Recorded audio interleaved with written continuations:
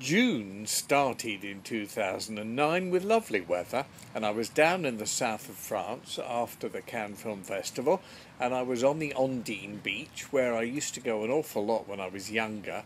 It used then to be a gay beach and quite famous as the only gay beach in the south of France. We're talking 40 years ago. Now it's very much not gay, and I managed to take a photo. I think Jonathan Pryce, the famous actor, was having a meal there. But basically the beach is just the same with the yellow umbrellas and everything it had years ago when I spent many a happy summer there with my friend Michael Somerton, amongst other people. Now, Michael's been battling cancer for some time, successfully with chemotherapy and everything.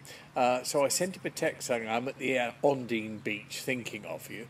And I got back a rather ominous reply text, which I gather was the last text he ever sent, which basically said, I am in hospital for pain control. We'll give you a call when I'm feeling better. Sadly, he never did feel better. And by the time I got to Rome, I got a message that he died in hospital. He was only a year older than me, 65, and we'd had such a great time together over the last 40 years or so. So many very happy memories.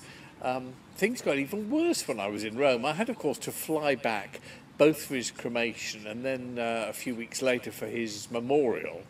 But when I got to Rome, I thought, well, I must drive over and see my friend Nino and tell him about Michael's death.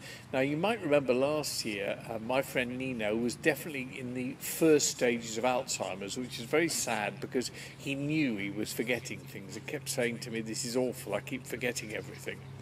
Anyway, I'm afraid that by the time I got to his house, I found that his flat was burnt out. 5 days earlier, the fire brigade had arrived. The entire flat was burnt out. All the neighbours, who knew me, of course, for 45 years, I've been visiting Nino, gave the same dreadful mime of how his body, his corpse, had been brought out like that. Obviously in terrible pain, completely black and burnt. I felt terrible about that. I have a suspicion what happened was, with his Alzheimer's, he'd had one of the many cigarettes he smoked like a chimney in bed and had actually forgotten to put it out, and it had set fire to his entire flat and killed him. One of the tragic things was he was 85, so it was quite a good life, but a terrible way to go. But one of the tragic things was all the information about him. He had a son, I know, and an ex-wife. Were all burnt. Funnily enough, last year I'd actually, as a joke, but not entirely as a joke, stuck up on his wall a large piece of paper that said, if Nino dies, please give me a call, and putting my phone number on it, and said to him, look, with you getting the start of Alzheimer's, you might forget to give this to somebody, so at least I'll know if you go. Well, of course, that was burnt along with everything else, and nobody knew how to find anybody related to him.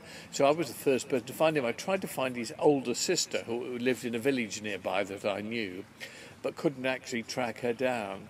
So there I was, having a lovely time in Rome, lying by the pool and swimming and relaxing and everything else, and yet sort of terribly upset by A, having lost Nino at age 85, and B, by Michael's death. So whilst it was in many ways a lovely month, weather-wise, I was flying backwards and forwards to funerals and cremations, and the whole thing was actually quite an upsetting month, June 2009.